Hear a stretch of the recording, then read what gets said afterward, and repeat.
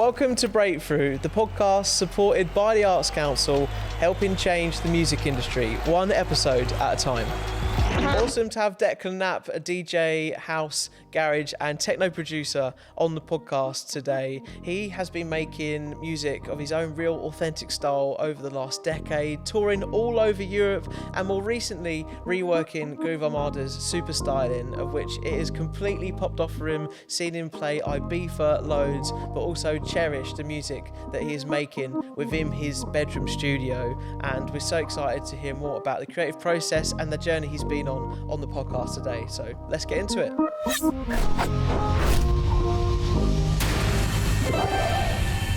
Declan, welcome to Breakthrough. So, superstar DJ, busy summer, I imagine. How you been?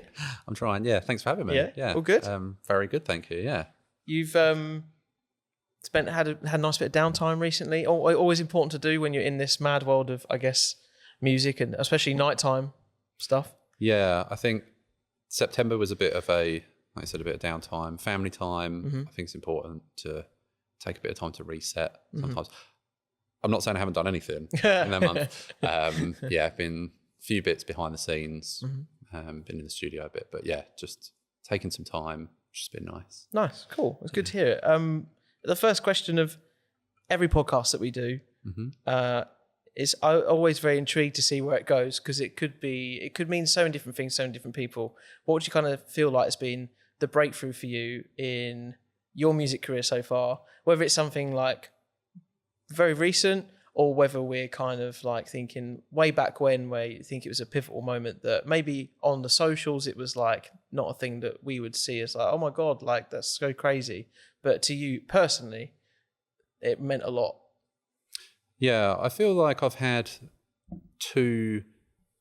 almost two blocks of musical journeys. I've been DJing for a long time, making music for years, and I used to make and play drum and bass for about 10 years. And I kind of felt like I had a little breakthrough point then, and then took a few years out, and then almost started again.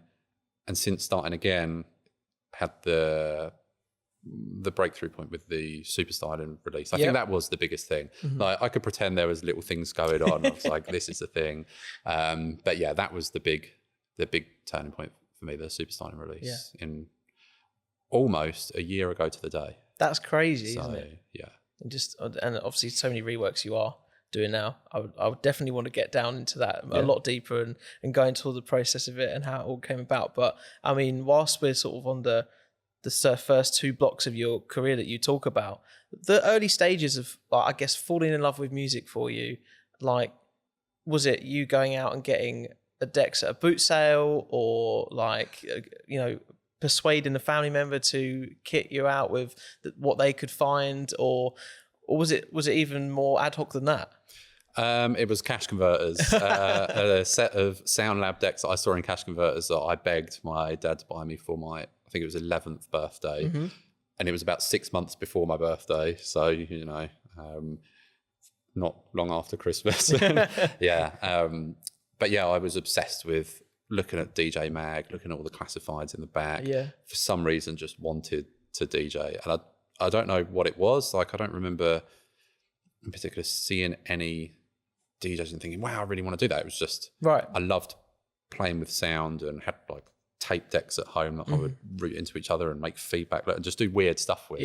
And then there was this other thing, and it was like, wow, I can like mix two tracks together. And whoa, what is that? Obviously it was all vinyl decks then, and old school. A while ago.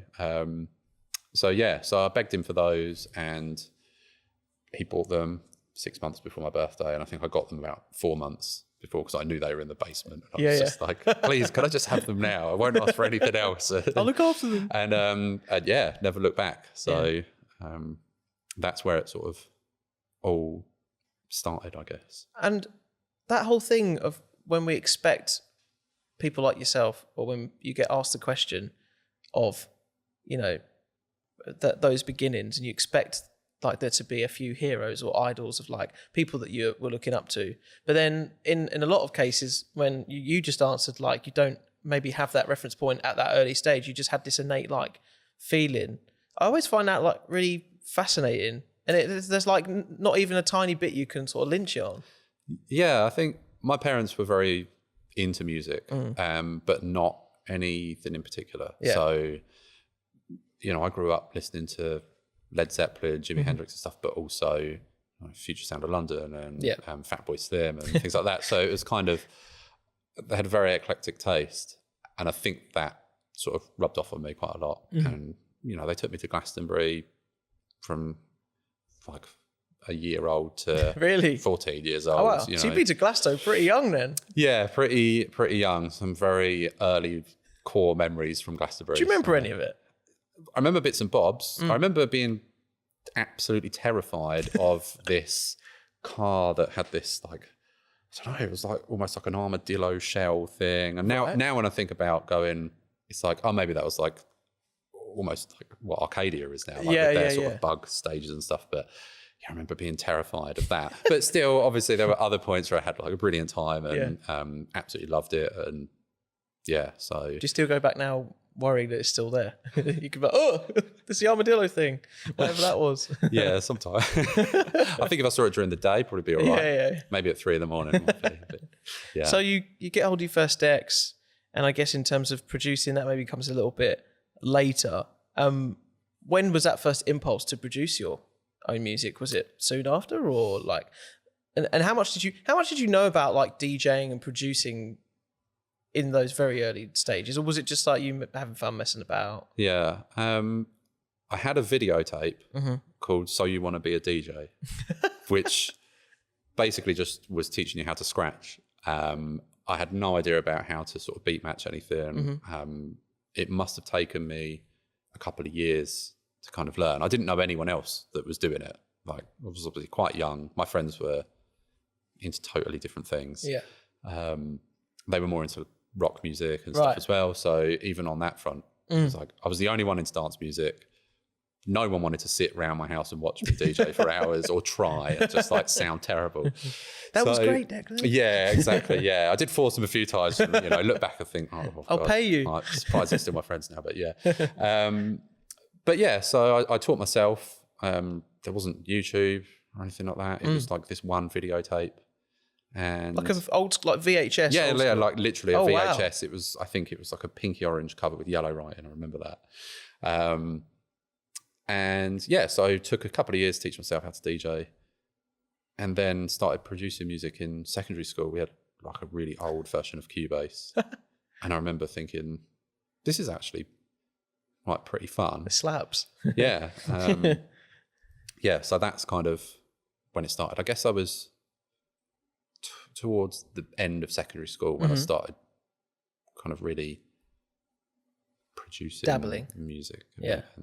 And I made like a mashup of something at that point, and it was two sort of hard trance records, and I'd taken like the bass line from one and this other part of the other. Yeah. And yeah, a few people heard it and loved it. It was a bit weird, and they wanted to play it at some raves and stuff. So I got it pressed onto like a 10-inch dub plate. And someone actually paid me £80 for this record back then. Yeah, so I was like... Even at that early stage, they were paying for your music. Yeah, so I was like, oh, maybe I'm onto something. Yeah, absolutely. Yeah. So you talk about the first block of this part of your career. It was like drum and bass infused. And what was it like? Very organic the way you were sort of drawn to that in the first instance, or were you really just sort of like going from one impulsive idea to the next? Yeah, I used to buy records in like Virgin Megastores. Yeah.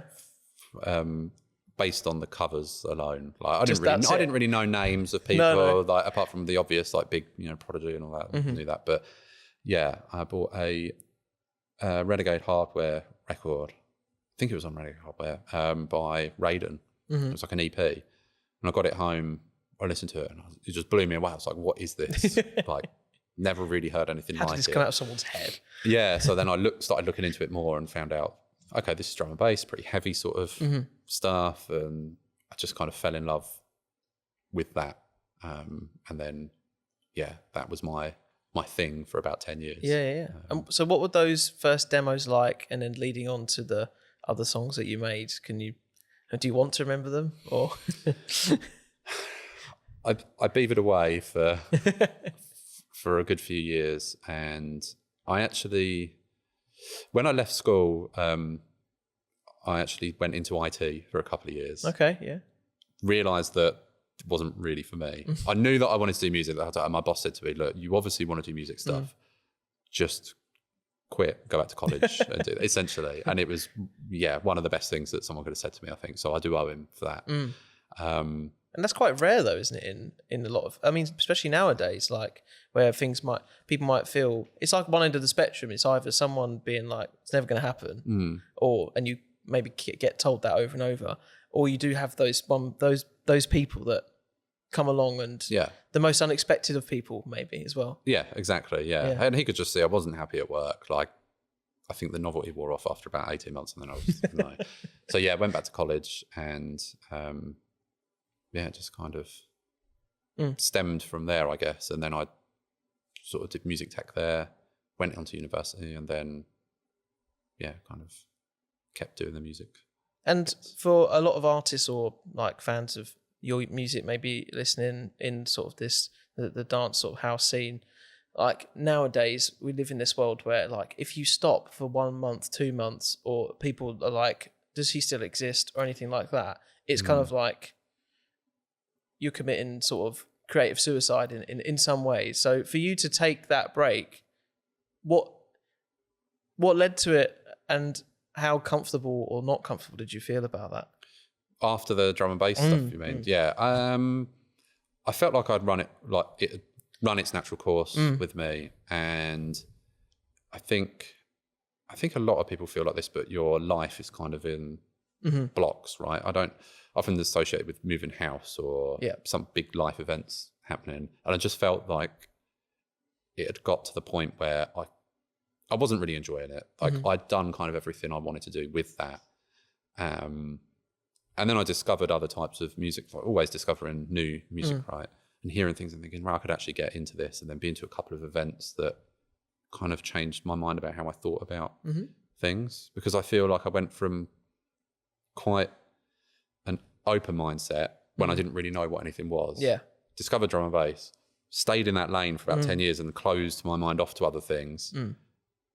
Had that break and it kind of reopened my mind to things. Did it feel quite like a brave thing to do? Like a scary thing to do? And thinking like the world around you was like, oh my God, they're going to think I'm this, or they're going to think I don't know what I'm doing or what's going on? Or there were certainly people that kind of said, oh, you're selling out, you're not doing it. Then it's like, no, there's almost the opposite. Like if I kept doing stuff just for the sake of it, because that's what people sort of expected of me, it was quite a niche thing anyway. I'm not like, I wasn't known by millions of people, but it was like in that scene, it was like, oh, why is he making this stuff under it and not doing that thing? So that was a bit difficult, but I mean, there was a lot going on in my life at the time anyway. So it was kind of other things to focus on. And it was around sort of COVID as well. And there was all kinds of things happening then. So. You've already talked about one unsung hero who told you like, do music, pursue it, do what you love. Who are the key people that like supported you through those maybe moments of adjustment? Because like, I don't think they get talked about enough in people's journeys or careers. And then we all just see the typical top of the iceberg sort of thing.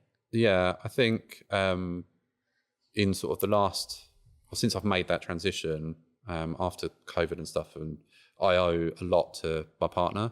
So she's been super supportive. Like she's always given me the time and space to be in the studio, have people over, do collabs, like go out and do gigs. Like she's been really supportive, and her family as well. I mean, they love going clubbing, so that helps. Win-win.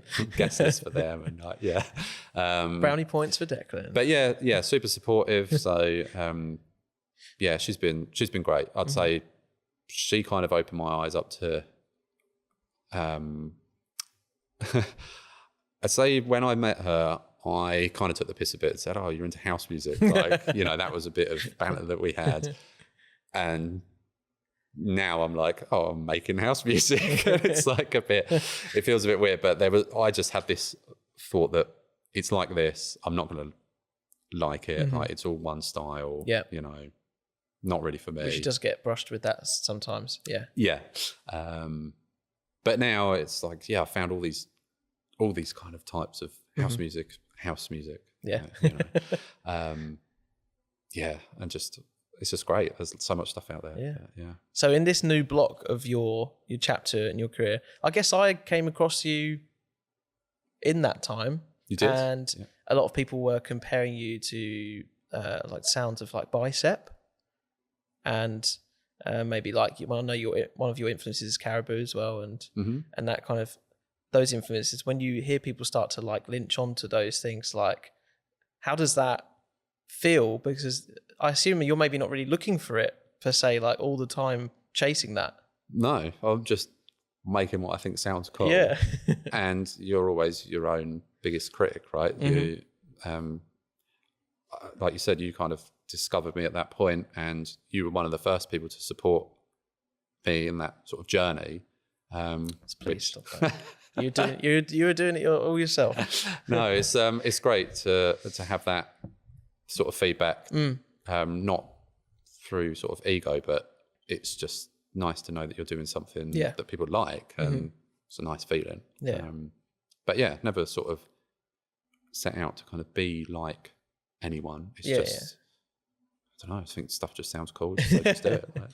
And since this sort of the time has happened, like a lot of people say that it's a proper fusion of everything, and I guess it goes from those early days where you were just allowing yourself the time to really absorb it all. How would you sort of sum up, if you can, because it's eclectic and in the best way, what this kind of Declan Knapp era sounds like right now? I still have the roots from the drum and bass side. Like I like the bassy kind of heavier stuff. Not always, there's got to be a balance. But it's kind of house, garage, bass kind of stuff, but also with a lot of emotion, I'd say. Like big build-ups and euphoric parts. And I don't really know how you would... Is that missing for you in a lot of this kind of music sometimes? When house music can sometimes be identified, maybe wrongly or rightly, as quite just meh, or like just keeping the status quo.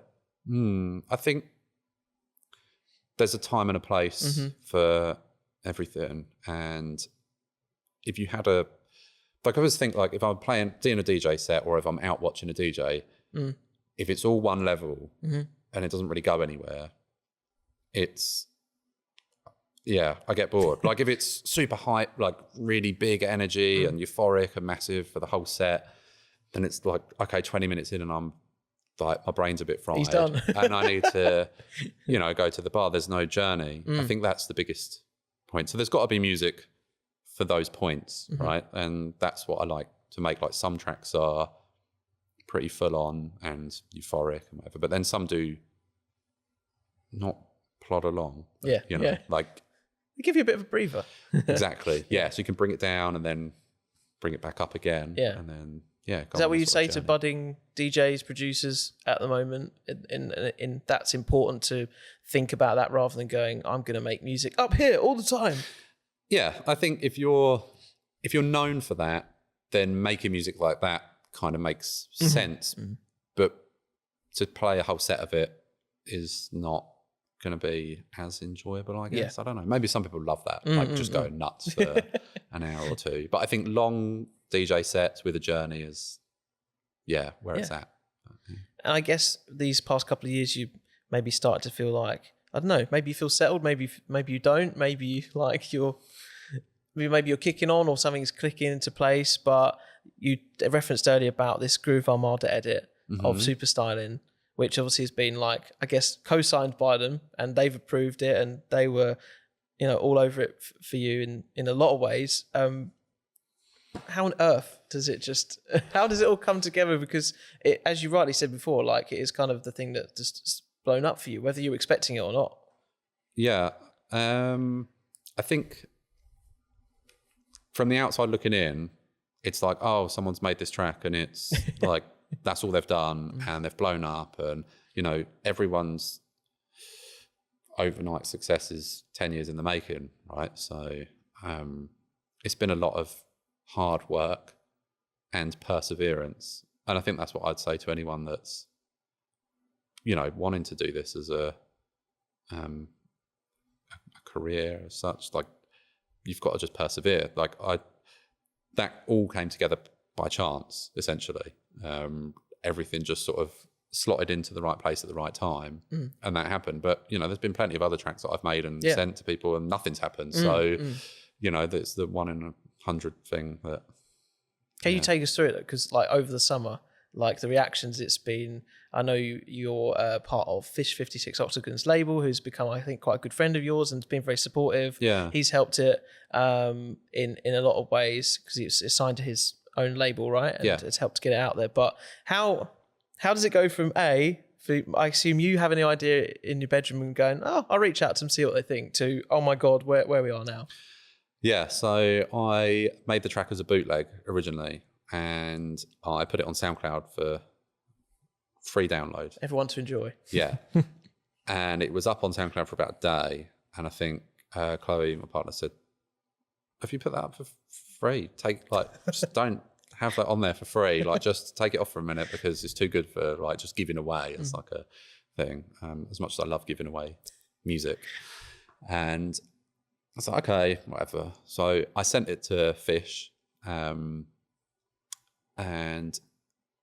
didn't kind of expect to hear anything. You know, he's got quite a big following. I think he must get emails all the time. I didn't send it to anyone else. There's plenty of people I could have sent it to, but for some reason at that moment, I was just like, trusted him. I'm going to send it to Fish56, why not? And just see what happens.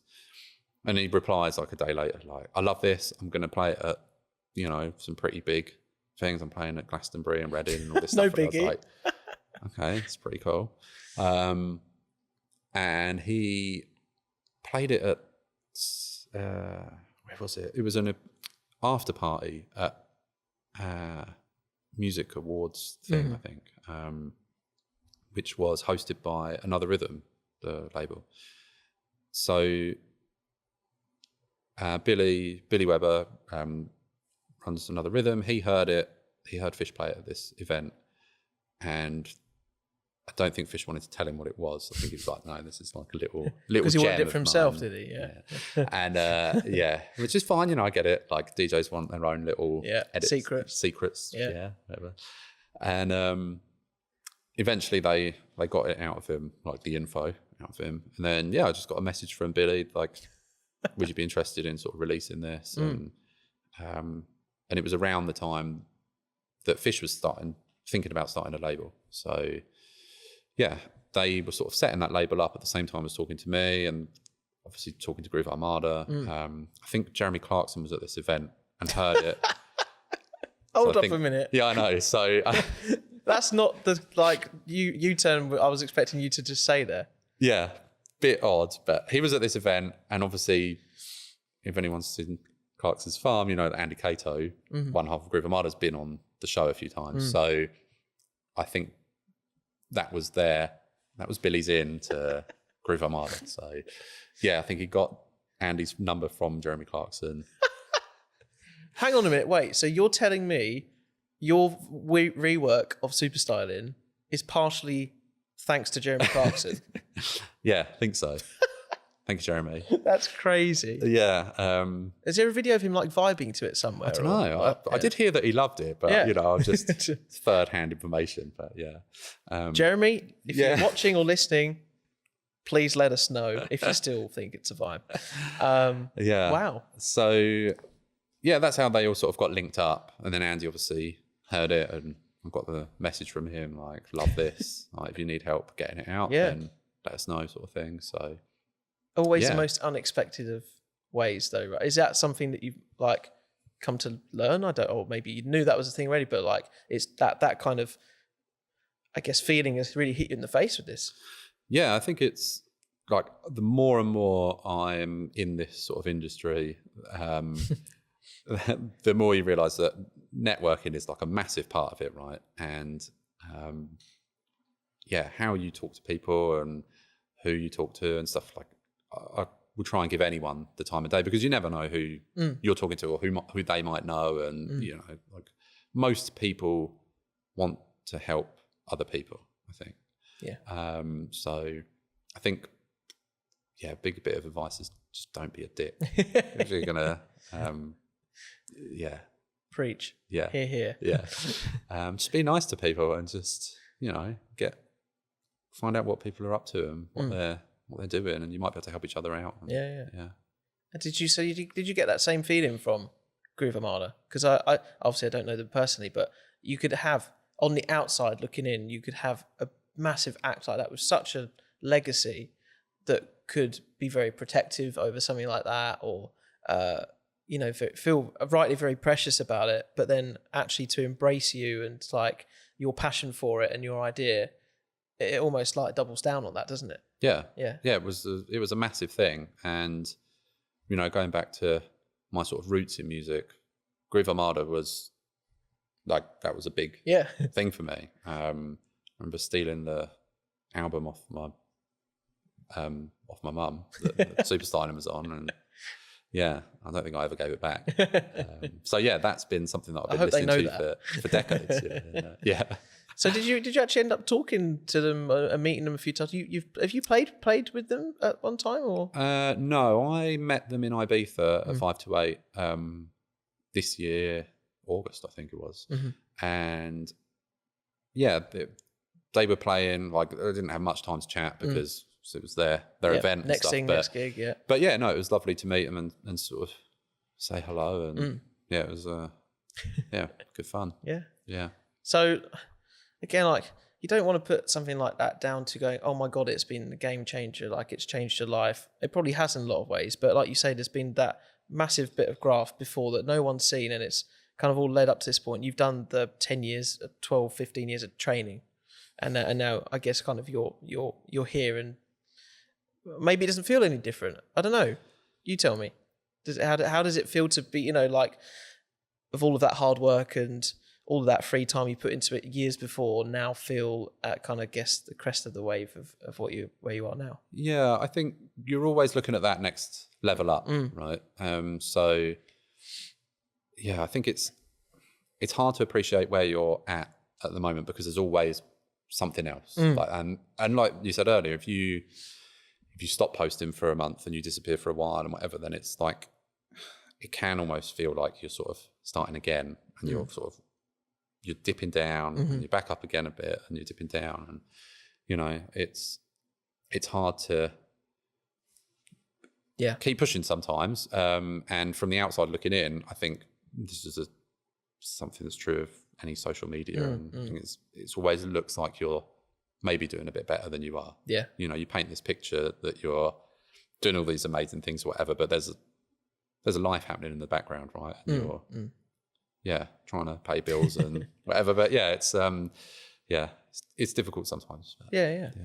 But so how has touring life though been this summer? Because it seems like it's been so great for opening so many doors for you and jumping on loads of things. I know you've been out in Ibiza a couple of times. I guess some of the moments of stories you've come away with, like, just must be priceless. Yeah, I think the big one was the Radio 1, so winning the Radio 1 competition this year, and playing at 528 literally 2 weeks after seeing Groove Armada there was pretty surreal. And big love to all the Radio 1 family. They're great guys. I think I met pretty much all of them out there, and that was a big thing. I've been doing a fair amount of gigs this summer. It's been nice to have a little bit of time over the last month just to spend time with family, like I said earlier. Family time, taking a bit of downtime. But it's been a bit crazy. Lots of things happening. Are you used to it? Are you conditioned for it or not? I've been through bouts of, like, I'll do like a year or two of lots of gigs and then maybe a bit of studio time and same again. But this year's been sort of particularly busy, which is good. Because in the early part of your career, you tour Europe quite a bit in the drum and bass. Yeah, stuff. I did quite a lot of Europe. What was that like? Sort of, I guess again, that was a time to like figure out how best you approach it, how it all kind of works. It was probably a bit easier then in terms of I had less responsibilities, no kids. Yeah, I was younger, a bit more free, so that made it a bit easier. But again, I was younger, so it was kind of a bit chaotic. Lots going on still. Yeah. So, yeah, it was good fun. And what's it like balancing those kind of things for a DJ and producer in today's world as well, actually, because it's kind of, you know, as you say, you're always looking for the next thing, but you have other parts of life going on, and there'll be DJs and producers that are probably still grinding and trying to get that next opportunity opening or that kind of thing. How do you find it? I think having a good support network around you is massive. Yeah, having people that sort of believe in what you're doing is, that's huge. Couldn't do it without that, definitely. And if you know that you want to do it, you'll do it.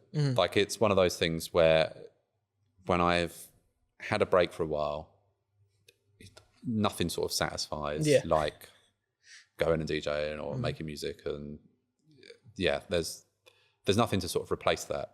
So you just end up sad. Yes. No one wants to be sad. So that you'll always find a way, I think, if you love it. And then I guess in all of those times, whether it's in the first part where it was more the drum bass stuff, whether it's now particularly, like what are the biggest barriers you've maybe faced in the industry all that time, and sort of, you know, going through the motions and, you know, DJing as many places as you can? Maybe not so much like the personal things you spoke about and like spinning the plates, I guess, but is there things in the industry and like maybe grassroots dance music as well, which obviously we're big passionate about on the podcast, like that have given you a bit of a bump in the road that maybe now you look back on and go, oh, I could have tackled it that way, or this could have been different, this would have made it better? I think there's always challenges. I think with a lot of venues closing down is a big thing. Like I just read about Corsica Studios probably closing next year, and like that seems to be more and more like that's just happening all the time, right? And I used to go out when I was 18, 19, 20, and places would be busy. And like small venues would be busy, and there'd be like, there weren't these massive drum sheds, well, not as many, but you know, things like that are just huge, and Printworks and those that just sort of took over. And I think it's really important to have those smaller venues and things, because they gave me a lot of opportunities to come and DJ at things. And, you know, I just sometimes just turn up with a bag of records and hope. And sometimes it paid off, but you know, everyone's got a memory stick in their pocket now. Right? It's easy. But like playing at those small events was like a big thing, and I think there should be more done to keep those open. That's a big thing for me. What is the grassroots like in the world of dance and DJs? Because I feel like when we talk about this, and rightly so, right across the board, whatever genre it is, we hear a lot about it in the context of guitar bands or like that kind of a traditional thing. Obviously, DJing and producing is a different discipline altogether. So how are the, and again, like how you approach the music as well, you're spending maybe an hour watching your set or half an hour in like and you're experiencing it a completely different way to how you would a gig. How are dance venues sort of approaching this in your experience, of what you've heard from maybe fellow DJs, producers, how they're finding it? All I hear is from everyone is it's tough out there right at the moment. I think there's definitely a few big contributing factors to what's happening. I think COVID was massive. I think having people that turned 18, 19 during COVID didn't get the chance to go out and experience that, you know, and then they don't know any different. Raving at home. And then cost of living. It's like, since then, that's gone up massively. So I think young people want to get their money's worth when they go out, and they want to go and see big names. And, you know, if you can go to a festival for £200 or £300 and see all these massive names playing and, you know, have a weekend of just totally letting loose, you don't feel like you need to go out as much at other points. And So I don't think it's that people don't want to support small venues. It's just not as much of a thing anymore. Whereas I used to go out and not know anyone really on a lineup and have the best night. You know, travel up to London for £15 and see where it goes. Yeah. I remember getting a round of drinks in. I think it was 4 drinks, and it cost me like £12, and I couldn't believe how London. Couldn't believe how expensive it was. And now it's like, I could get that's good now. 1 or 2 for that. Yeah. I think there's a lot of good things still happening, but But I feel like from what you're saying, people look at it that whole thing differently, and particularly this is the lens of just dance music. But I kind of decode from what you're saying. No, it's no one's technically. You're not seeing it as anyone's fault. It's like more of a cultural thing that things are just unfortunately are changing in that way. Yeah, I think so. Like, because I think like a lot of people like to apportion blame or saying we can do this. We need to change this. Like, this happened because this person or that thing did this, but actually sometimes it's not as simple as that.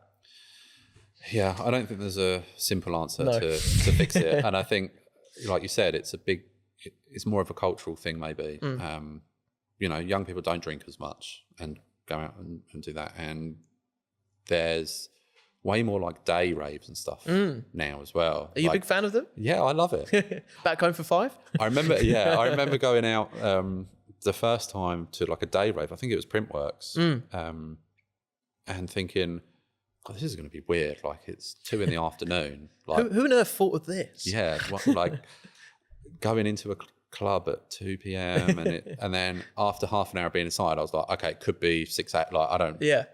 No, it doesn't matter. And then you leave and you get home by midnight, 1 o'clock, and great night's sleep. Yeah. It was great.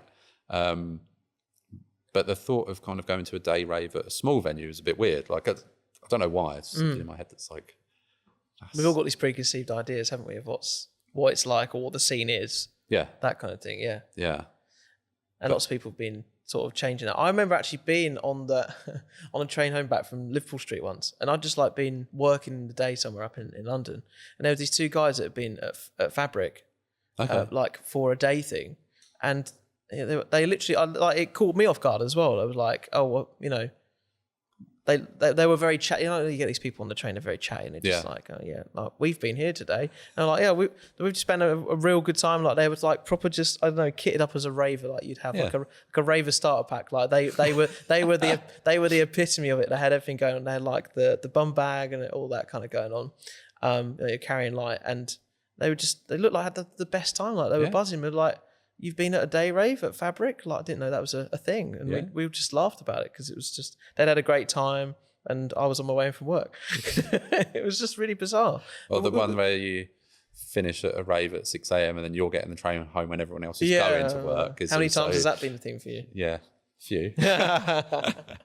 So yeah, and not having to do that as much anymore is quite a nice thing, yeah. Would you like to see more day raves? Or like maybe change our perceptions of it a little bit?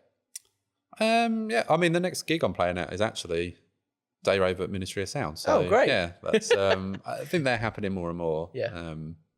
But yeah, I'm not sure if the smaller venues are doing them. Yeah. Really. Yeah. So how would you again, like, I don't want to, I'm very careful to like frame it like this. Obviously the Superstylin things have been a big moment. And I guess maybe in your mind, you're either thinking over here to the left, you're thinking, I've got to recreate that. Oh my God, like, you know, to keep this going. I'm like, let's just be really relaxed about it, see where it goes. I'm enjoying the fruits of the labour, what's happened. How do you want to kind of like, maybe not build, but just progress from where you are in like this next chapter? Do you feel like this has been a real sort of positive injection in the best way you could have never expected? Yeah, I think because it was quite different to what I was making around the time anyway. It was a bit strange to, you know, oh, this is the biggest thing that I've done, but it's quite different. And it's easy for you to get put into a box, right? So if you don't sort of almost recreate what you've done, people think, well, what the fuck is this? Yeah. It's like, like, what's this guy doing? What, he made this breakbeat, bassy, garagey thing, and now it's like, some house thing, like totally different. So it can be difficult to, it can be difficult to kind of do what people expect, but also do what you want to do. Because you don't want to go totally mad and I'm going to release some. You're going to start doing like singer-songwriter, folk. Yeah, exactly. So I think because I've been making music for quite a while now, I maybe don't hear it as much, but other people will say, oh, I know that's your track, even though it's totally different to that because it still sounds like you. And I'm like, I don't know what I've done to do that. It must just be the process that's sort of almost natural now to how I'm doing it. But yeah, people do say, oh, I can tell that's one of yours. Yeah. Well, you do a few breakdown videos on your socials. Is there like a few signatures that you can like pick out or not? You can nerd out as much as you want as well. I need to do a few more of those actually. People keep asking me to do those, and I think sticking to a few different sound sources like helps. So I've got like one synth that does like a bulk of things, and then I've got another one that does like the bass lines and stuff, and that's kind of my go-to. So I guess those help with that. And then when I'm just picking out drum sounds and things, I think subconsciously I think, oh, I like the sound of that one, so I'll use that. So if you're always picking out sounds that you kind of like, then it's going to come across in the finished product, right? And maybe it's something to do with the mix downs and stuff as well. And like, I don't know. I don't want to give away all your secrets, of course, because it'd be like, this is how we be Declan Knapp. Yeah, well, there's one thing in the kitchen drawer. I'm not sure. There's lots of subconscious things that happen, I think, that make it come together how it does. Yeah. So then going forward by the time we're hearing this, we're near the end of 2025. We're going into the new year. Oh my God. I guess you just want to continue to have fun. And do you feel like a real freedom with where you are now with sort of making the music at sort of any stage of your career that you have been in? Yeah, I think, and it's not just me, like I hear lots of artists things that are like, this song is different to like the last thing they released, like totally different. And this is, I think people are less hung up on genre specific things now. And they're just like, oh, I like that person.